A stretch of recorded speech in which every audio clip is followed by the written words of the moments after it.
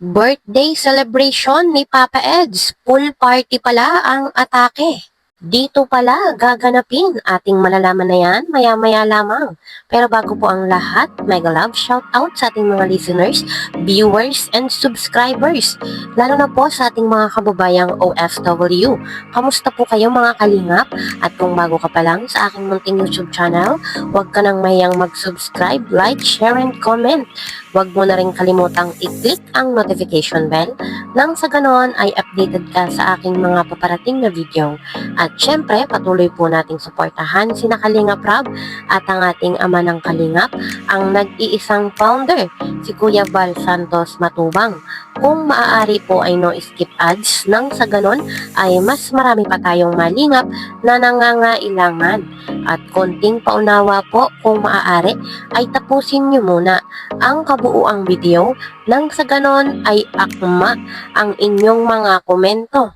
At yun na nga po mga kalingap, kaunting update lang tayo. Dito po pala gaganapin yung celebration ng birthday ni Papa Eds at ni Kalingap Ian. Pinagsabay nga po yon ni Kalingap Rob.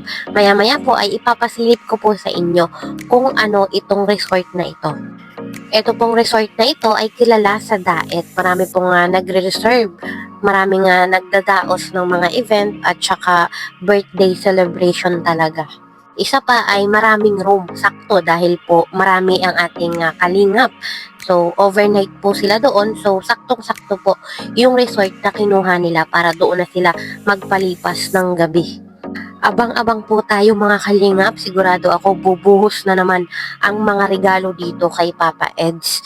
At syempre, hindi mawawala yung maraming cake, maraming pagkain, mga palaro. At syempre, hindi mawawala yung moment ng Edsy. At sa kabilang dako naman po tayo mga kalingap ay approved na. Ayos na po yung mga requirements na kailangan pag travel abroad ni Viancy. So ang hihintayin na lang po ay yung kanilang mismong flight. Grabe talaga ang mga kaganapan sa EDC, talagang kaabang-abang. Parang itong February ay ginawa lamang para sa EDC. Ano po?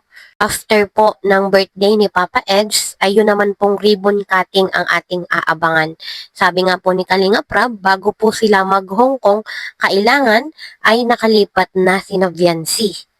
Then, after ribbon cutting, ay Hong Kong na sila. After ng Hong Kong, ay OJT. OJT naman po ni Viancy yung kanyang aasikasuhin. At yun na nga po mga kalingap, nandito po yung kaunting pasilip kung saan gaganapin yung pool party ni na Papa Eds.